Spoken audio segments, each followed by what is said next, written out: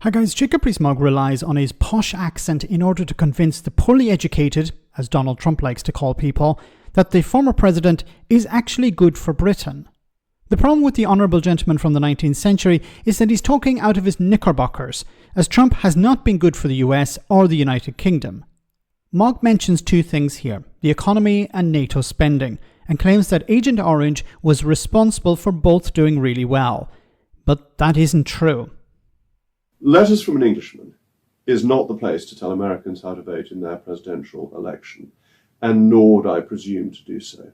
But I do want to make the case that Donald Trump would be good for the United Kingdom. Why? Well, first of all, he's shown himself to be a friend of Britain and to the British. He was a successful president in terms of foreign policy. He made NATO spend more money. Okay, what evidence do you have to back up that claim that NATO spent more money? Because Trump criticized member states of NATO for not spending the minimum 2% of GDP. But looking at recent data, for example, the Netherlands, Italy, Turkey, Canada, Denmark, these countries continue to spend less than 2% of GDP on defense.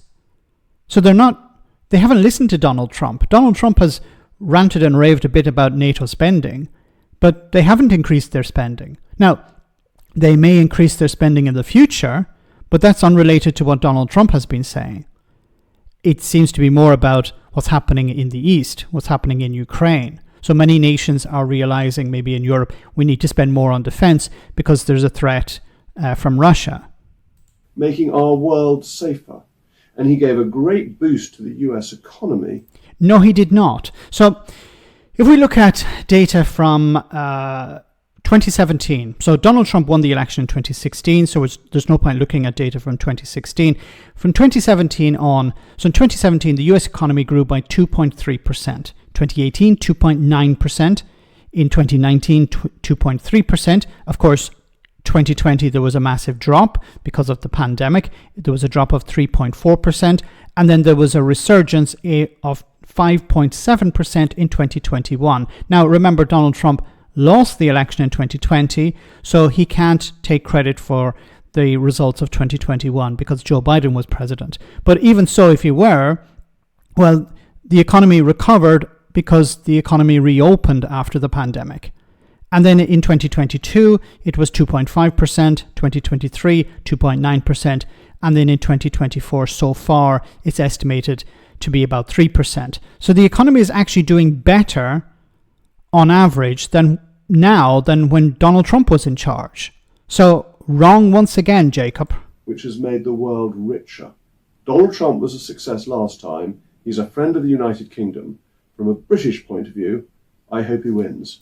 Okay, this is the same guy who said that we need to have Donald Trump in the White House because he'll be able to do a wonderful trade deal with the United Kingdom. Now, Donald Trump was in the White House for 4 years. The Conservatives were in power during those 4 years. Did Donald Trump do a trade deal with the UK? No. But even if he were to do a trade deal, that does not mean that it'd be good for Britain. I've said before, who is the bigger partner in the negotiations? Who's able to extract more concessions? The United States. The US wants to sell low-quality, hormone-treated beef into Britain. This would once again decimate UK farming. Like UK farming is suffering as a direct result of trade deals with New Zealand and Australia, much smaller nations, where the UK could have had maybe a better outcome. Can you imagine the UK trying to deal with the United States and trying to stand up to the negotiators? No. So I think a trade deal with between the UK and the US would be terrible for the United Kingdom. But this is something that Brexiteers like Jacob Rees-Mogg don't care about. They just want to have something that they can show that Brexit has been a success. See, we got a trade deal with the US. There, Brexit has been a success. To hell with the consequences. So would Donald Trump be good for Britain? Of course not. He doesn't actually provide any evidence here. He doesn't say, here's an example of how it was good having Donald Trump in the White House for Britain. It's all, well, NATO and the economy for the US. Okay, but neither of those have been backed up with any evidence. I leave a link in the description of this video to the sources I've used. It'd be great if Jacob Rees-Mogg would do something similar.